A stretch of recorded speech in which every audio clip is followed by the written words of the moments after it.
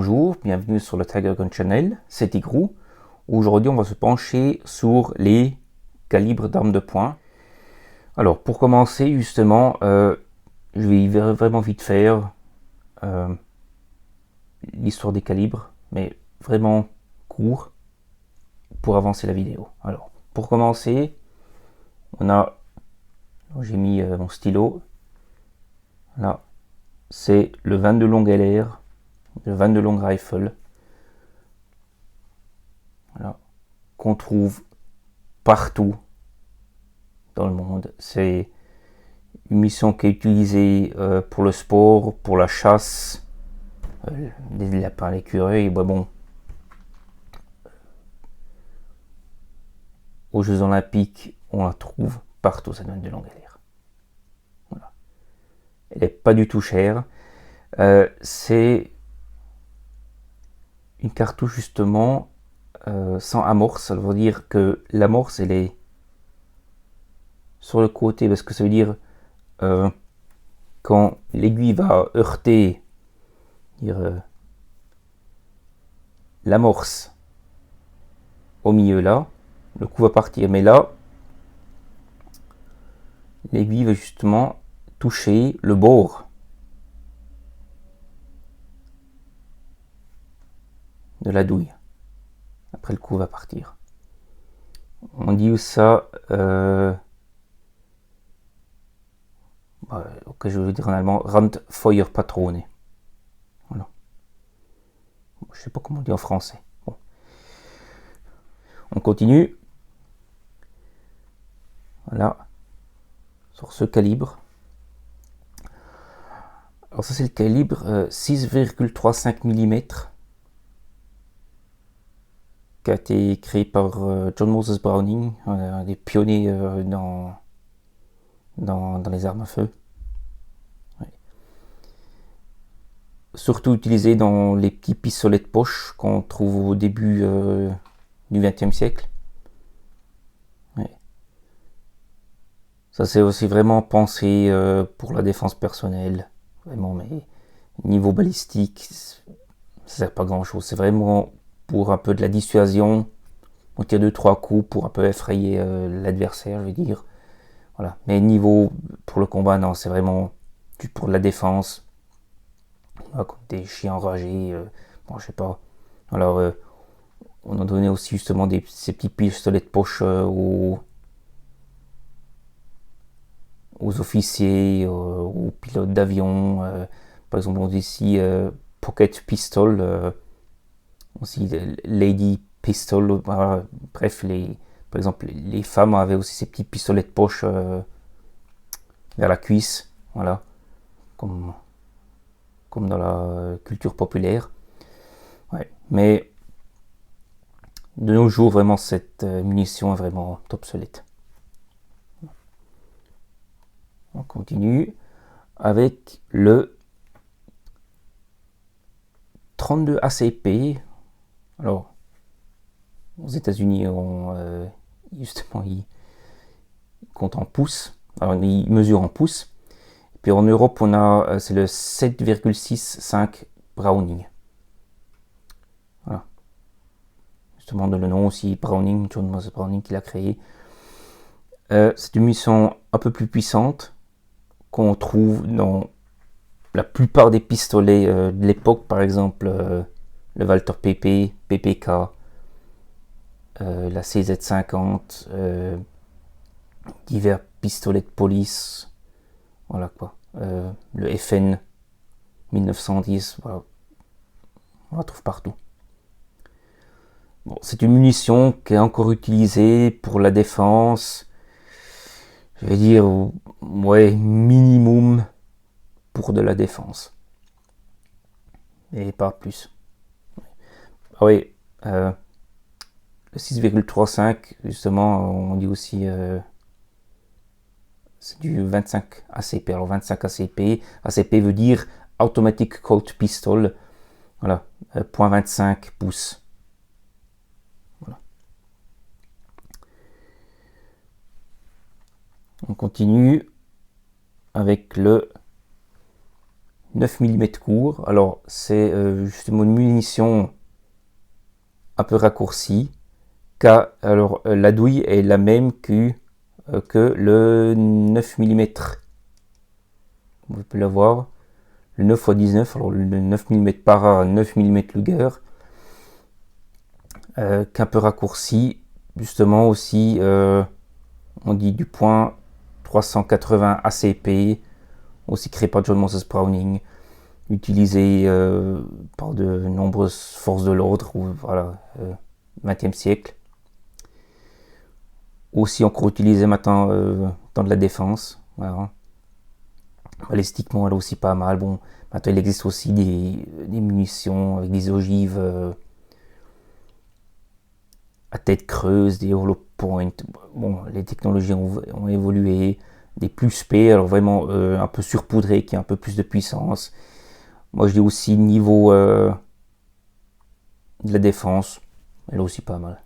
Voilà. Moi je la conseillerais aussi.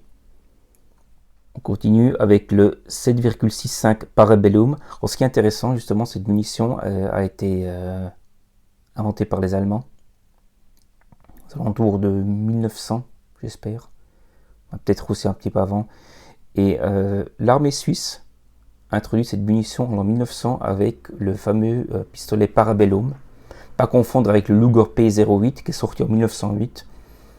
Le Parabellum est sorti en 1900. Et justement, la Suisse a adopté cette munition en 1900. Voilà.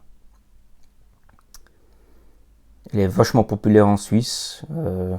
Niveau balistique, elle est aussi pas mal. Ouais. Ouais.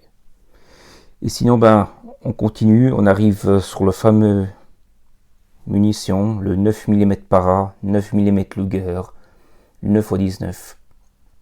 Là, qui est utilisé aujourd'hui par de nombreuses, presque tout le monde l'utilise, les forces de l'ordre, les agents de sécurité, pour la défense personnelle. Elle a été tellement expérimentée, vous avez des munitions aujourd'hui, même le FBI est revenu sur du 9 mm, car avant ils avaient du 40 Smith & Wesson, ou bien du 10 mm même aussi. Voilà, aujourd'hui c'est une petite merveille qu'on peut apprécier. Les chargeurs, justement, on a des chargeurs de grande capacité, 17, 20, 32 coups. Le recul justement est très bien contrôlable. Ouais. Alors, maintenant, on y va maintenant niveau style américain, avec le fameux 45 ACP qu'on trouve dans le Colt 1911, bien sûr, une légende dans l'armée américaine, a été introduit en 1911. Voilà. Alors, le Colt, justement, quand il a été construit, ce calibre a été conçu pour le Colt 1911. Pardon. Ouais. Et niveau balistique, je veux dire, il est super. Elle est quand même assez grosse. Elle est un peu plus lente que le 9 mm. On dit toujours cette guerre entre le 9 mm et le 45 ACP. Et dire, oh là là, je veux dire, c'est un calibre qui a été utilisé par les forces de l'ordre, par l'armée américaine. Alors, elle est fiable. Voilà. Dire pour la défense, pour le service. Okay. On continue maintenant avec le 3,57 SIG. Alors, c'est une munition qui a été inventée par les Américains et par les Suisses, car ils voulaient avoir une munition quand même avec un petit peu plus de performance, je veux dire, niveau balistique, niveau pénétration, voilà. Et puis ils ont sorti ça. Il paraît qu'on dit c'est l'équivalent d'un 357 Magnum. J'ai pas fait beaucoup trop de tests, je veux dire, j'ai déjà tiré avec ce calibre. Il y a quand même assez beaucoup de recul. C'est vraiment une munition, je veux dire, pour des opérations un peu spéciales. mais aussi pour protection contre les ours. Bon, ça, il y aura encore d'autres calibres qu'on va voir. Voilà. Le 357 SIG, qui est quand même aussi assez cher. Hein. Alors, niveau prix, justement, alors, la munition la plus moins chère, justement, c'est le 22 longue LR, quoi. Voilà. On trouve partout dans les surfaces. Bon, à l'époque, on pouvait en acheter même encore dans les supermarchés. Je crois que c'est encore en France, quoi. Bon, maintenant, c'est vraiment plus devenu un peu restrictif. Voilà, sinon, du prix, le 9 mm, c'est une munition là aussi la plus moins chère. Après, on commence vraiment là, à ces calibres-là, ça commence à devenir un peu plus cher parce que voilà, c'est des calibres un peu exotiques qui sont pas comme ça connus en Europe. Nous, on a plutôt le 9 mm, le 7,65 para, 9 mm court, le 32 ACP, de long LR. Voilà. Bon, on continue avec le 40 Smith & Wesson. Voilà. Qui a été inventé en 1990 par les Américains parce qu'il leur fallait une munition un peu plus puissante que le 9 mm. Utilisé par le FBI, par les départements de police. Voilà. Maintenant, il y en a des qui l'ont toujours encore, il y en a des qui sont revenus sur le 9 mm. C'est une roue qui se tourne tout le temps, on rechange, on reprend une ancienne munition, voilà. Voilà, balistiquement aussi puissante. Je la considérais aussi comme munition de défense. Ouais. Elle est super. On continue avec le 10 mm. 10 mm auto. C'est une munition assez puissante. Voilà. Qui a été inventée, je crois, en 82 par les Américains parce qu'il leur fallait une munition plus puissante que le 9 mm. Elle a introduit parce qu'il leur fallait une munition vraiment plus puissante. Mais après, au bout d'un moment, ils ont remarqué que les gens ne pouvaient pas maintenir le recul parce que c'est une munition trop puissante. C'est pour ça qu'après, ils sont retournés sur le 40 Smith & Wesson. Après, ils sont revenus sur le 9 mm. Bon, bref. Bon, y a des Américains qui font des vidéos là-dessus, un peu plus précises sur les histoires. Moi, je fais juste un peu une histoire un petit peu vite fait, ouais, pour avancer. Bon, maintenant on arrive sur une munition assez spéciale. 5,7 fois... merde. Bon, j'ai oublié. On trouve cette munition dans le FN57, ou même dans le fameux pistolet mitrailleur FNP 90, qu'on trouve dans beaucoup de films. Ce qui est intéressant justement, il a la forme un peu d'une balle d'un fusil d'assaut, mais justement ça a été conçu pour les forces de l'ordre parce que niveau pénétration c'est vraiment du lourd, quoi. Voilà, ça pénètre des gilets pare-balles standard, ouais. Très coûteuse, très coûteuse, justement. Maintenant, vite fait sur les munitions russes. Ça, c'est du 9 mm Makarov. Alors, c'est un mélange entre le 9 mm para et le 9 mm court. On peut voir ici que voilà, elle est juste un petit peu plus petite que le 9 mm, mais à peu près la même longueur que du 9 mm court. Voilà. Parce que les Russes se sont dit, les Européens ont le 9 mm, on va créer nos propres munitions. Voilà. Et c'est comme ça qu'est sorti le 9 mm Makarov. qu'on utilise aussi dans le pistolet Makarov. Ouais. Ensuite, le fameux 7,62 x 25 Tokarev qu'on trouve dans le TT-33 Tokarev, les pistolets de service de l'URSS. Après, plus tard justement, ils ont adopté le 9 mm Makarov. C'est une munition assez puissante. On voit justement l'étui. Ouais. Aussi niveau performance, pénétration, balistique, il est vraiment pas mal. Ouais. J'avais une fois aussi un TT-33, j'ai tiré avec pas mal de recul, ouais, mais c'est vraiment super.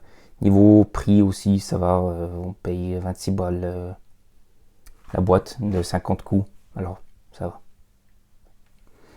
Aussi encore ici, là, j'ai encore une petite munition qui est vraiment, mais pas du tout connue. Cette munition, on l'utilise dans un pistolet qui s'appelle le PSM. Je sais pas comment dire, c'est un genre de petit pistolet Makarov, mais vachement fin, un genre comme un Glock 43 quoi, et qui tire ce calibre. Alors, j'ai retrouvé justement la boîte de munitions, c'est du 5,45 x 18. Voilà. Tout là, qui m'a coûté 64 francs parce que c'est une munition de collection, bah, il est toujours encore opératif. Voilà. Mais je dirais vraiment assez dangereux. Alors, les pare-balles, alors les gilets pare-balles, c'est pas trop cette munition, les petites, rapides. Voilà, un pistolet vraiment qu'on peut dissoudre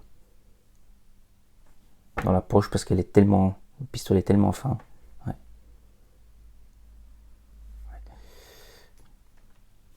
Alors, tout le monde le connaît, le 38 spécial qu'on trouve dans la plupart des revolvers. On peut aussi le comparer à du 9 mm para, niveau puissance. Ouais. On l'utilise pour la défense personnelle. Voilà. C'est un calibre que j'adore. J'ai aussi, comme vous voyez dans mes vidéos là sur les revolvers, mon petit Smith & Wesson modèle 49. J'adore tirer avec. Ouais. On continue avec le 357 Magnum. On va dire que c'est le double d'un 9 mm. Assez puissant. Balistique, ouais, bon, je ne vais pas en dire trop, c'est du 357, assez de puissance. Voilà. Maintenant, ensuite, le 44 Magnum. Le fameux 44 Magnum qu'on retrouve dans les films de Dirty Harry. Le classique. Ouais. J'ai déjà aussi tiré avec les munitions assez puissantes. Voilà. Pour moi, le 44, ça reste plutôt un peu un joujou pour le stand tir. Mais aussi justement quand on vit en Alaska ou bien en Afrique, justement, on doit se protéger contre des lions, mais comme ça, voilà. Il y a même aussi des fois des genres de kits que j'ai vu dans une armurerie avec contre les ours. Voilà. Un 44 Magnum. Ensuite, la 454 Cassoul, justement, qui a été créée. Bon, là c'est pas trop justement sur cette munition. C'est une munition de revolver. Voilà, j'ai aussi une fois tiré avec, mais voilà, je la trouve pas trop intéressante.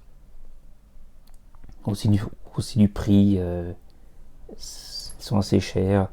Alors justement, ces deux-là, vous pouvez en trouver à partir de 20 balles la boîte, 22 francs, 22 balles 22 francs la boîte. Mais bon, Après, on commence vraiment à les munitions exotiques qui deviennent un peu chères. Voilà. Et ben justement, un calibre, le fameux calibre, le 50 Action Express qu'on retrouve justement dans les fameux Desert Eagle. Et voilà, le Desert Eagle est tellement populaire qu'on en trouve partout. Mais justement, le truc c'est que la munition est chère. Il existe aussi des Desert Eagle en 44 Magnum et en 357 Magnum. Mais si on veut vraiment avoir le vrai calibre, le 50 Action Express, voilà, c'est celui-ci. Aussi niveau balistique puissant, mais si on porte un gilet pare-balles niveau 4, bah bon, ça peut s'arrêter. Hein. Puis pour finir maintenant, on a encore là la 500 Magnum. Ça elle a été introduite en 2003. Alors le 500 Magnum a été créé en 2003, les des premiers revolvers. Alors vachement puissant hein, quand on compare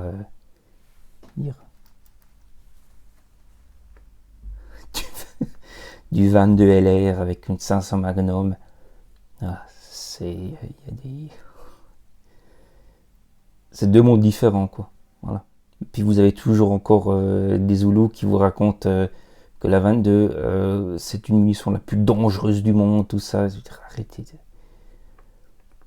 Arrêtez d'y croire justement. Alors les différences des balles, parce que quand vous demandez à un journaliste chez Combini ou bien de Mediapart si vous lui montrez ce calibre là, d'abord il va sursauter, il veut dire oh mais c'est quoi ce machin quoi, voilà.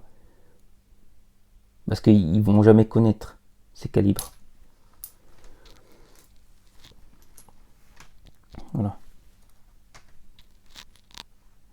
Aussi au niveau j'ai aussi une fois tiré déjà avec du 500 Magnum. Après le premier coup, mon poignet commençait vraiment à faire mal.